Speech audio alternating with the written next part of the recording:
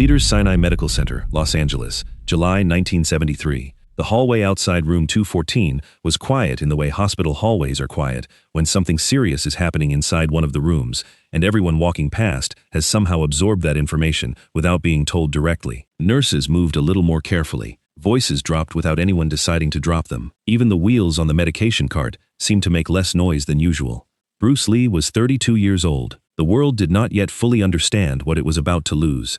Enter the Dragon had just been released, and the response to it was the kind of response that changes the landscape of an entire industry, the kind that makes everyone who saw it spend the next few weeks trying to describe to people who hadn't seen it what exactly they were dealing with, what kind of person this was, what this meant for everything that came after. The calls were coming in, the scripts were arriving. The momentum was the kind of momentum that takes decades to build, and that Bruce had spent his entire adult life constructing through daily work and daily refusal to accept the limitations other people drew around what was possible. And he was in a hospital room in Los Angeles, and the doctors were using words that his wife Linda was trying to absorb, and that his friends were trying to understand, and that nobody in that building, or anywhere else, was ready to hear. The friendship between Bruce Lee and Chuck Norris had been built on the mat and in training halls, and in the specific kind of conversation that happens between two people who both take physical discipline as seriously as most people take breathing.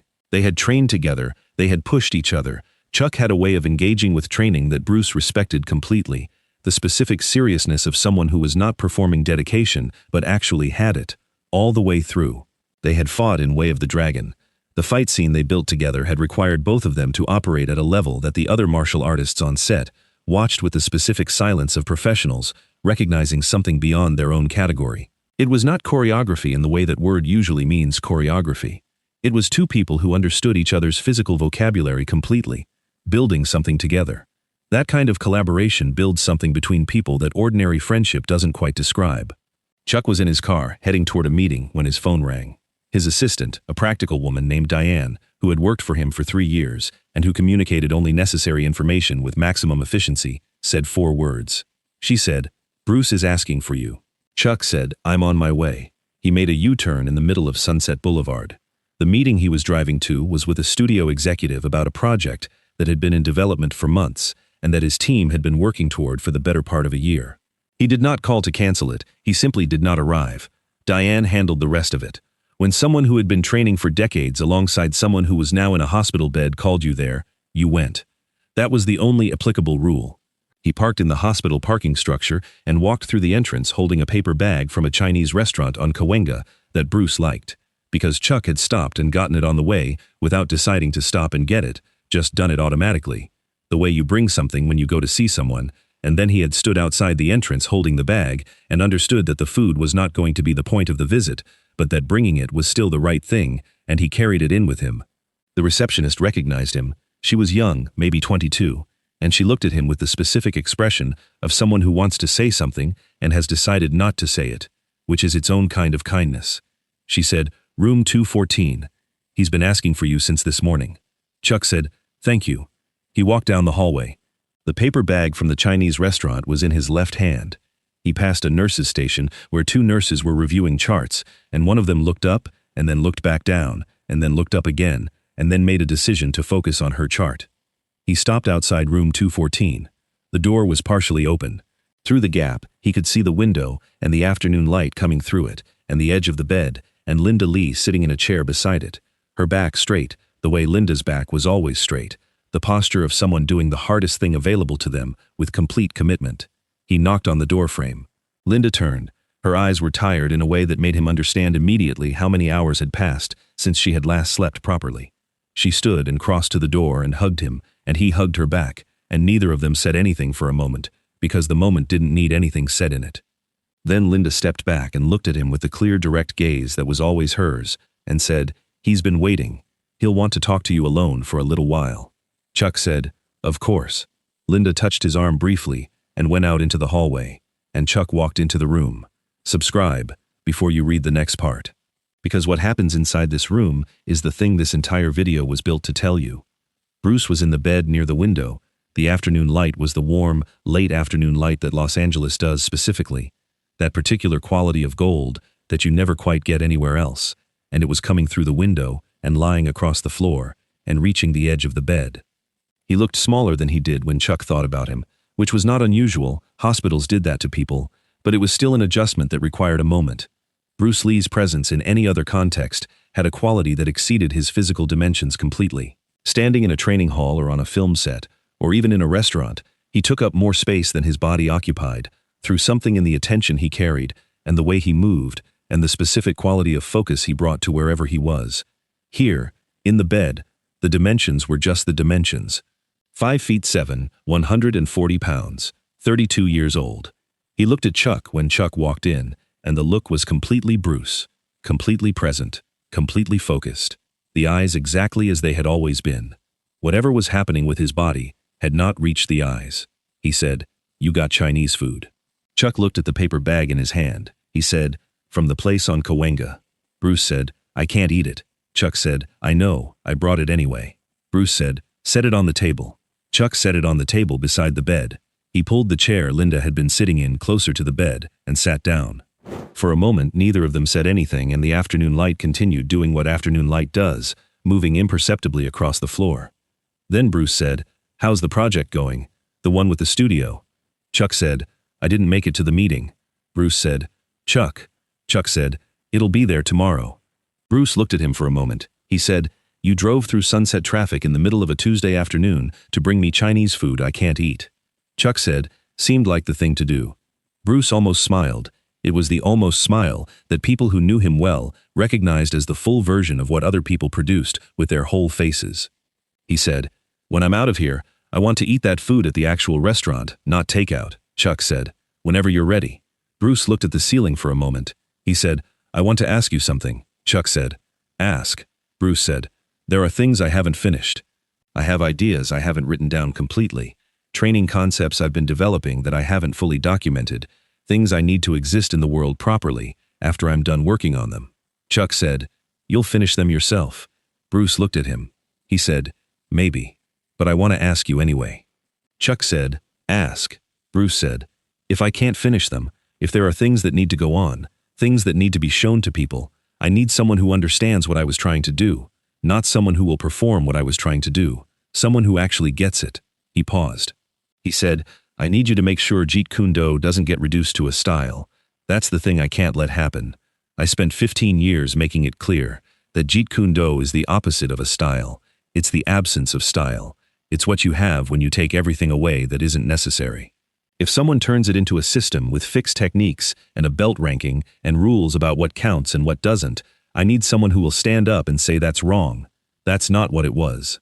He looked at Chuck directly. He said, "You understand what I mean?" Chuck said, "Yes." Bruce said, "I know you have your own system. I'm not asking you to abandon it. I'm asking you to use what you know to protect the principle. When people come to you and say, 'Here is what Bruce Lee's art is,' I want you to be willing to say, 'No, that's not it. Here is what it actually was.'" Chuck said, "I understand." Bruce said, "And I need you to keep training, keep pushing, keep doing the thing we did on the mat, where we made each other better, by refusing to let each other get comfortable. I need that to continue, because if people stop doing it seriously, everything I spent 15 years building becomes a museum exhibit." He paused again. He said, "You're one of maybe 6 people on Earth who trained with me long enough and seriously enough to actually know the difference between what I said and what I meant, between the technique and the principle underneath the technique. I'm asking you to be the one who keeps that difference alive." Chuck sat with this for a moment. The light moved. The heart monitor made it sound. Outside the door, the hallway was quiet. He said, "You're asking me to carry something for you." Bruce said, "I'm asking you to carry something with me. I'm not going anywhere yet, but if the time comes that I can't carry it anymore, I need to know it doesn't get dropped." Chuck said, "It won't get dropped." Bruce said, "You're sure?" Chuck said, "I'm sure." Bruce looked at him for another moment. Then he said, "Good." He said it the way he said things that were settled, with a completeness that meant the discussion of it was closed, and what remained was just the fact of it. Like this video right now. Because the next thing Bruce says is something Chuck Norris has repeated in private conversations for 50 years. A nurse came in quietly to check the monitor. She was young, maybe 23, and she moved with the careful efficiency of someone doing her job properly, in a room where she understood something significant was happening. She checked the numbers, made a note, adjusted something at the base of the IV stand. She said, "Can I get either of you anything?" Bruce said, "Tell me something." She looked at him. He said, "How long have you been a nurse?" She said, 8 months. He said, "Is it what you thought it would be?" She said, after a moment, "It's harder, and it matters more." Bruce said, "That's usually how the things worth doing work." She stood there for a moment longer than her task required. Then she said, "My father was a huge fan of yours, Mr. Lee. He took me to see The Big Boss when I was 12. He said it was the most exciting film he'd ever seen." She paused. "I thought you should know that." Bruce said, "Tell me your father's name." She said, "Robert." Bruce said, "Thank him for me, for raising someone who chose this work." She left the room. Outside in the hallway, Chuck could hear, through the partially open door, the sound of her telling the other nurses what had just been said, and then a silence that was the silence of people sitting with something. Bruce said, "See." Chuck said, "See what?" Bruce said, "That's what it's actually for. The films, the training, all of it. Not the record, not the legacy. That girl telling her father what happened in this room today. That's what it's for." Chuck said, "You've always known that." Bruce said, "I've always believed it. Knowing it and believing it are different." They sat together for a while without talking. This was something the two of them had always been capable of, sitting without filling the silence, which was itself a thing that training together for years had built between them. You learned to be comfortable in silence, alongside someone, when you had spent enough hours on a mat together, where the only sound was breathing and movement, and the specific focus of two people working hard at something they both cared about. Bruce said, "We never got to finish the film." Chuck said, "Which one?" Bruce said, "The one we talked about, the one where we weren't playing characters, where we were just what we actually are." Chuck said, "There was talk." Bruce said, "There was always talk. I should have pushed harder." Chuck said, "We did what we did in Way of the Dragon. That scene exists." Bruce said, "That scene exists." He was quiet for a moment. He said, "People will study that scene. They'll break it down frame by frame. They'll write about what each of us was doing technically, and what it meant, and what it represented about both our styles." Chuck said, "Probably." Bruce said, "They'll miss the actual thing." Chuck said, "What's the actual thing?" Bruce said, "Two people who respected each other completely, making something together, in the moment, without knowing exactly how it would go. That's the actual thing. You can't get that from frame analysis." Chuck said, "No." Bruce said, "But they'll try anyway, and that's okay. The trying means they care." He looked out the window. The afternoon light was changing, moving toward the softer quality of early evening, the gold getting warmer before it faded. He said, "I have one more thing to ask." Chuck said, "Anything." Bruce said, "Brandon." Chuck went still. Bruce said, "He's 8 years old. He doesn't understand what's happening. And Linda is trying to manage everything. And I'm not going to be the father I plan to be, for as long as I plan to be it." He stopped. He looked at Chuck. He said, "I'm not asking you to replace anything. I know you can't replace anything, and you shouldn't try. But I'm asking you to be someone he can come to. When he gets older, and he wants to understand what his father was actually about, beyond the films, beyond the mythology that's going to build up around all of this. I'm asking you to be someone who can tell him the truth." Chuck said, "Yes." Bruce said, "The real truth, not the legend, the person." Chuck said, "The person who burned his dinner twice a week, because he was too absorbed in writing in his notebooks to remember the stove was on." Bruce laughed. A real laugh, full and genuine, the laugh that the people who knew him well always said was the most purely Bruce thing about him, the laugh that came from somewhere unguarded. He said, "Don't tell him that." Chuck said, "I'll tell him exactly that." Bruce said, "He'll lose all respect for me." Chuck said, "He'll feel like he knows you." This landed. Bruce was quiet for a moment. He said, "Yes, that's right. Tell him that." A silence settled between them, warm and unhurried. Bruce said, "You know what I keep thinking about?" Chuck said, "What?" Bruce said, "The morning sessions. 5 in the morning. Before anyone else was there, just working, no agenda, no film to prep for, no students to teach, just the work for the sake of the work." Chuck said, "I remember." Bruce said, "That was the best of it. Everything else was a consequence of that. The films, the school, everything. But the thing itself was those mornings." Chuck said, "I know." Bruce said, "I want you to keep having those mornings, not with me, with yourself, or with whoever comes along who's serious enough to be there at 5 in the morning for the right reasons. Keep that going. That's where everything real lives." Chuck said, "I will." Bruce said, "Promise me." Chuck said, "I promise." Outside the room, in the hallway, 3 nurses had gathered near the nurses' station. They were not talking to each other, they were simply present, in the way that people are present when something is happening nearby that they can feel, even through a closed door. One of them had a hand pressed flat against the counter, as if steadying herself. Another was looking at the floor. The third was looking at the door of room 214. A doctor came through the hallway.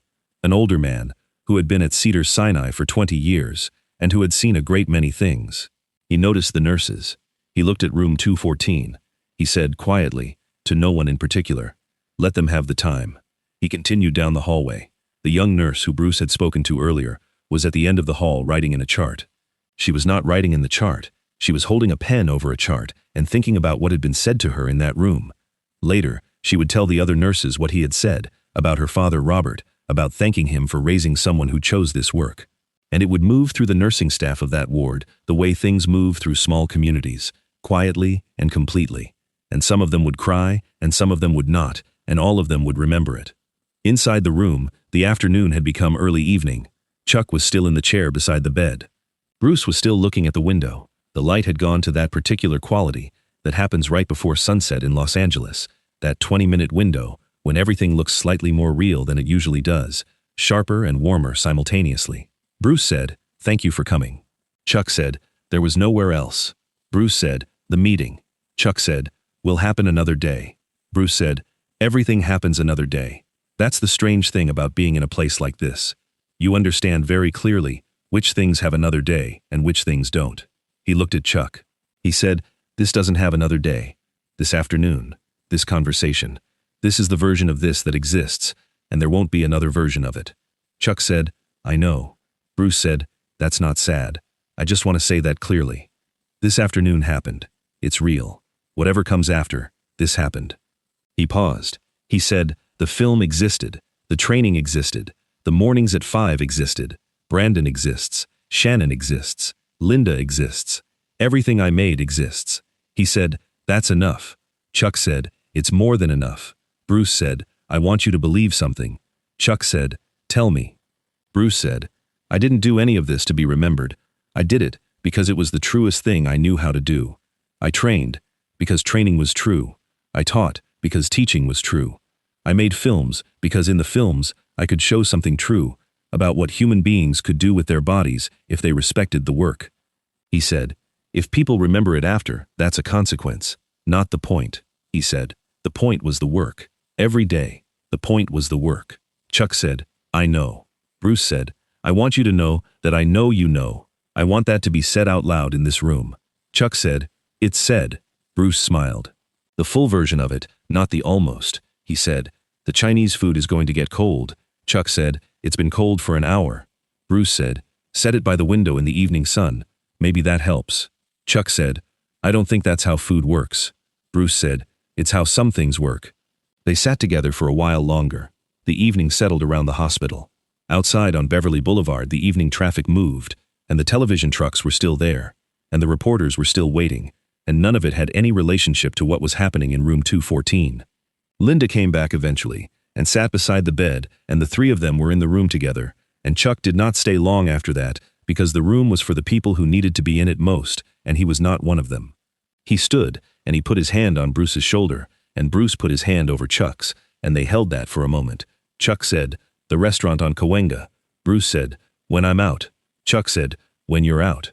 He picked up the paper bag from the table. He was going to leave it, and then he picked it up, and Bruce saw him pick it up and said, "Take it. Eat it in the car." Chuck said, "I'm not eating your cold Chinese food in my car." Bruce said, "Then eat it outside. There are benches." Chuck said, "Goodbye, Bruce." Bruce said, "I'll see you at the restaurant." Chuck walked out of the room. He walked down the hallway past the nurses who were still there, who had not entirely dispersed, who looked at him as he passed, with the expressions of people who understood something had concluded inside that room, even though they did not know exactly what. He walked through the lobby. He walked through the hospital entrance into the evening air. He sat on a bench outside the entrance, with the paper bag from the Chinese restaurant on Cahuenga, and he opened it, and he ate the cold Chinese food. And he looked at nothing in particular for a while. A young orderly came out on a break and sat on the next bench and lit a cigarette, and looked at Chuck Norris eating cold takeout alone outside Cedars-Sinai at dusk, and said nothing, because there was clearly nothing to say. Chuck sat there until the bag was empty. Then he drove home. The promise about Jeet Kune Do. Chuck kept it. When people tried to codify it, to systematize it, to turn it into the kind of fixed style Bruce had spent his entire career arguing against, Chuck was among those who said, that's not what it was. Not loudly, not performatively, in the direct, specific way that people who actually know something speak about what they know. The promise about Brandon, Chuck kept that too. As Brandon grew up and eventually pursued his own path in film, Chuck was a presence in the background of it, not as a surrogate, not replacing anything, but as someone who could tell the truth when the truth was needed. Someone who had been on the mat with his father at 5 in the morning. Someone who could describe, from direct experience, what it had actually been like. The promise about 5 in the morning. That's between Chuck and whoever shows up. Bruce Lee died on July 20th, 1973. He was 32 years old. Enter the Dragon was released internationally 1 month later and went on to become one of the most significant films in the history of action cinema. The world spent the next 50 years trying to understand what had been lost and finding that the answer kept being larger than any description managed to contain. Room 214 at Cedars-Sinai is a room with a number. What happened inside it on a particular July afternoon has no number. It was two people who respected each other completely, sitting together in the evening light, saying the things that needed to be said. The Chinese food was cold. The conversation was not. Subscribe if this story was worth your time. Tell me in the comments what you think Bruce meant when he said the work was the point, not the legacy. The work. I read every one.